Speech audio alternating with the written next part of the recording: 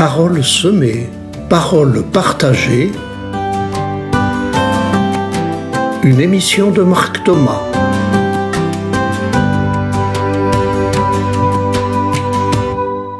Dans le cadre des émissions Paroles semées, paroles partagées, certaines émissions sont destinées au grand public et donc n'ont pas forcément de référence explicite à l'Évangile, même si pour moi elles sont toujours écrites dans cet esprit, dans ce même esprit. L'objectif étant de rejoindre non seulement les croyants chrétiens, mais aussi tous les hommes qui cherchent du sens à leur vie, et pour lequel, me semble-t-il, l'Évangile peut être porteur de bonnes nouvelles, comme son nom l'indique. Et puis d'autres émissions sont plus explicitement chrétiennes, plus explicitement en rapport à l'Évangile.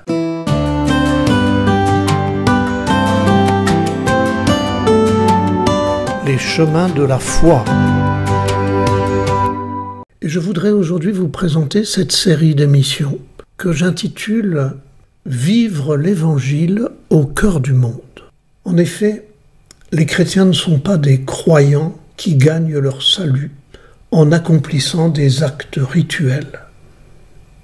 Nous serons jugés non pas sur nos actes rituels, mais sur l'amour au quotidien et sur ce que nous aurons fait ou pas fait pour le plus petit d'entre mes frères, dit Jésus. Les actes rituels chrétiens ne sont pas des rites magiques qui règlent tout. Ce sont des sacrements, c'est-à-dire des signes visibles et efficaces d'un Dieu qui sauve le monde et qui aime les hommes aujourd'hui. Demandez-vous chaque fois que vous priez, chaque fois que vous célébrez une liturgie, une messe, une louange, demandez-vous si les hommes qui ne sont pas croyants peuvent y voir des signes pour eux visibles, compréhensibles et efficaces de l'amour de Dieu. C'est parfois très éloigné, nos célébrations, d'un langage qui rejoigne le langage des hommes de ce temps. Pourtant, c'est ce que faisait Jésus à son époque. Les actes rituels, s'ils ne sont pas ces actes qui nous sauvent, ils sont la nourriture de nos choix de vie. Ils disent que nos choix de vie accomplissent ou empêchent aujourd'hui le salut de Dieu de s'actualiser dans le monde. Car Dieu ne sauve pas les hommes d'un coup de baguette magique. Vous allez me dire, mais enfin Dieu nous sauve, Dieu sauve tous les hommes.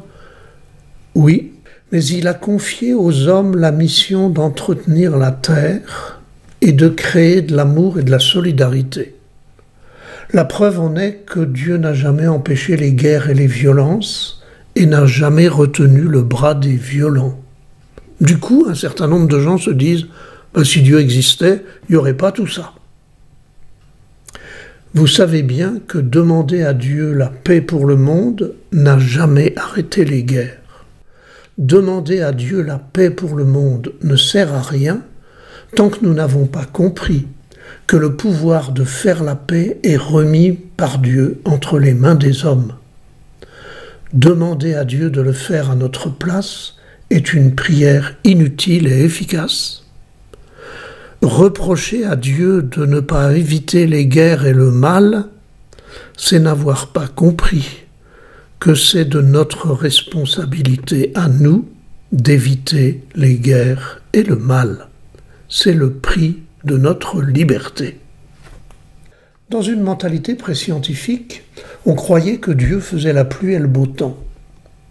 Mes amis de Centrafrique, avec lesquels j'ai vécu pendant 2 ans, tapaient sur des casseroles pour éloigner le Dieu de l'orage.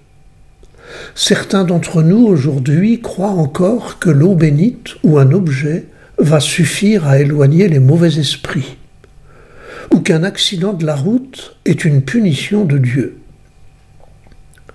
La science nous a appris que le climat dépend en grande partie de notre mode de vie.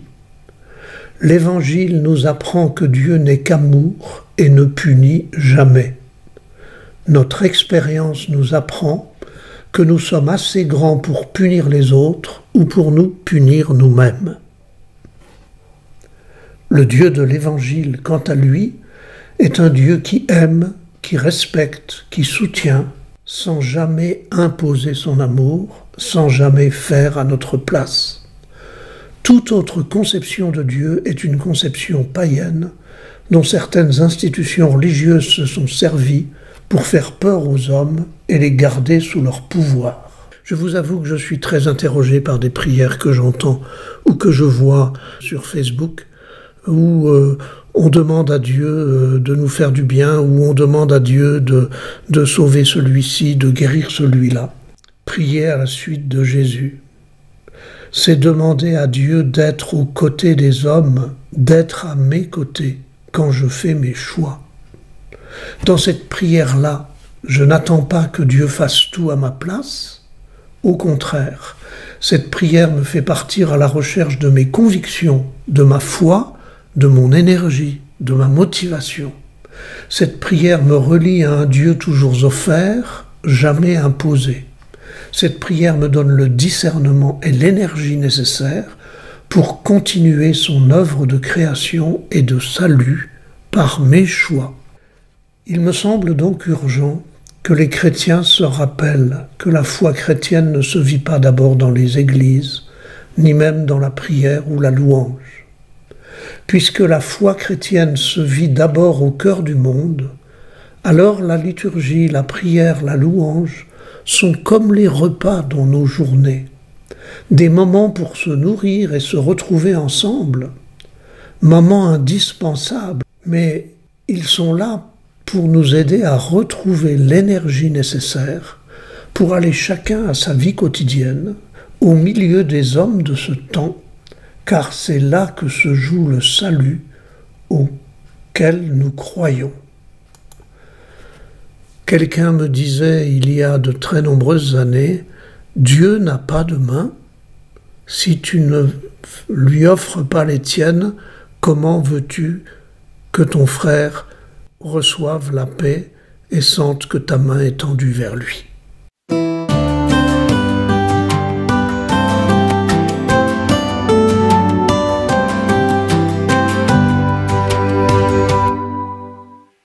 Peut-être êtes-vous surpris d'avoir l'impression que je dévaloriserais la liturgie, les prières, les louanges. Je ne les dévalorise pas, de même que je ne dévalorise pas les repas que je prends tous les jours, les occasions que j'ai de me retrouver avec ma famille, avec mes amis, avec les gens que j'aime, pour me nourrir et pour me redonner de l'énergie.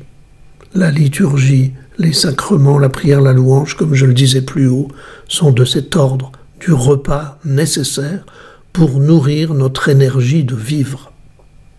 Vous êtes peut-être surpris que je parle surtout de s'investir au cœur du monde. Écoutez, si vous lisez l'Évangile, peut-être vous serez moins surpris. Matthieu 25, versets 14 et suivants. Jésus compare Dieu à un homme qui partait en voyage, qui appela ses serviteurs et leur confia ses biens. À l'un, il remit une somme de 5 talents, à un autre 2 talents, au troisième un seul talent, à chacun selon ses capacités. Puis il partit. Le salut de Dieu est remis entre nos mains depuis le jour de l'Ascension, où Jésus ne rassemble plus les foules autour de lui.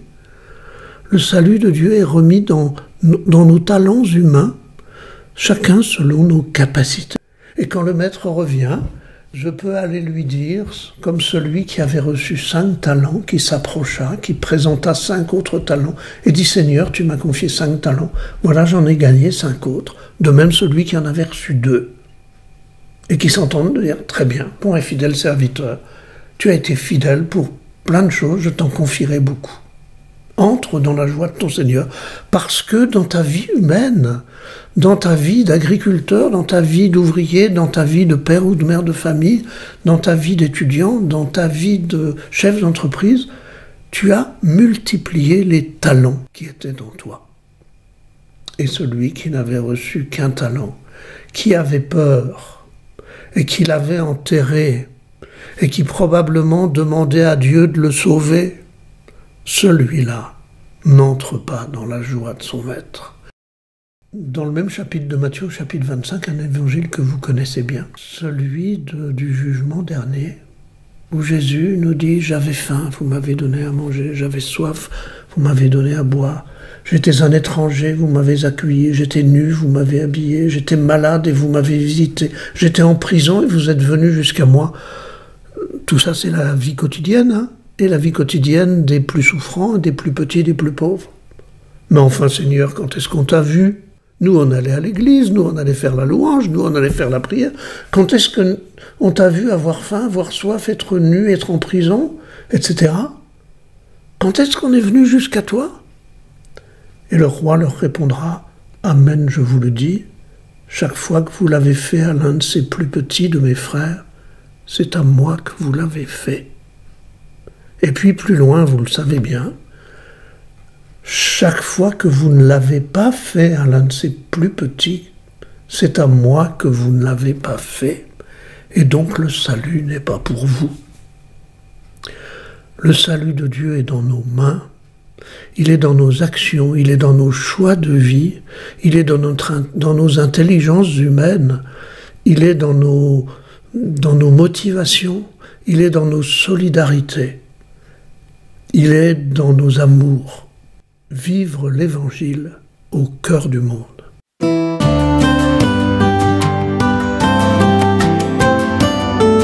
Les auditeurs ont la parole.